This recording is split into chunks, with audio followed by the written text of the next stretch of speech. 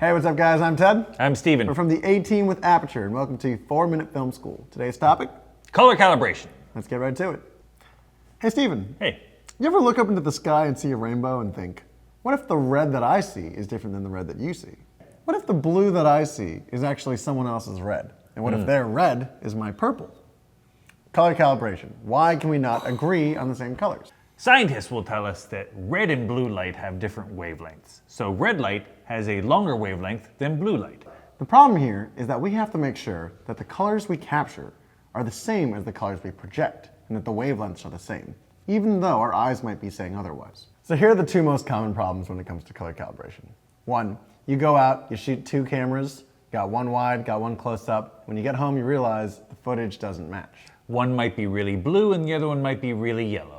And the second most common problem is you spend all this time editing, you do your footage, and you export it, and all of a sudden you're watching it on someone else's screen, and it just doesn't look nearly as good as it did when you were working on it at home on your screen. Exactly. So, how do we fix that? Now, if we want to fix it, there's two things that we need to watch out for.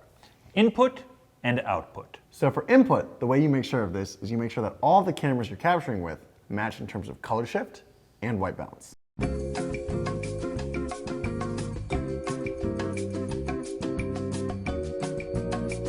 Another thing you want to look out for is any custom picture profile. So if you're shooting CineStyle or S-Log, you want to make sure that all of your cameras are in the exact same picture profile. There's also some tools that you can use to help you with color calibration as well. One of them is known as a Color Checker Passport, or CHIPS. These are specific colors that are going to be the same in every single shot, so your sensors can be calibrated to each other. This white is always going to be the same white, the black is always going to be the same black, and the blue is always going to be the same blue.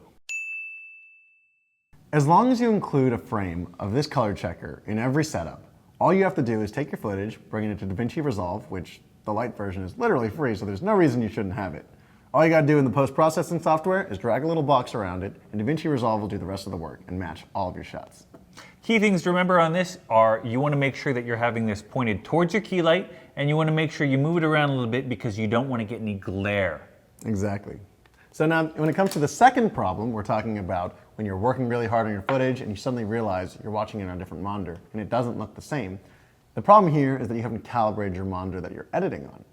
Proper output is something you want to keep in mind. If you go to a lot of trouble to really get your blues and oranges exactly the way you want them, you want to make sure that you're looking at something that's going to be representative of what other people are going to be seeing on their monitor. For instance, say you're editing a project and the entire thing you edit with a monitor that has a magenta shift. You're going to edit everything thinking that the magenta shift is normal. Now, if you take that same footage and play it after you've exported it on a different monitor that doesn't have that magenta shift, it's all going to look a little bit green. Because green and magenta are on opposite sides of the color wheel. This is a great example of how our perception of color affects the final delivery of our video. So basically, if we've been working the entire time on an uncalibrated monitor, anything we make on that uncalibrated monitor is going to come out looking wrong. Right. There are a couple of ways you can calibrate your monitor. You can get a colorimeter or a light spectrometer. Those are fantastic, and if you can afford them, they're great. You can get one probably for about $100. Not that bad.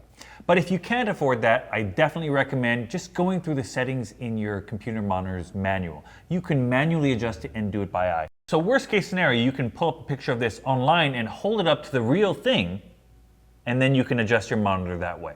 While you don't always need a 10-bit Flanders high-end monitor to be doing everything on your computer, you should be aware of what you have and get it as neutral and as faithful as possible. So, that's color calibration. I'm Ted. I'm Steven. We're from the A-Team at Aperture. If you have any questions about color calibration, leave them in the comments below, and we will see you guys next time.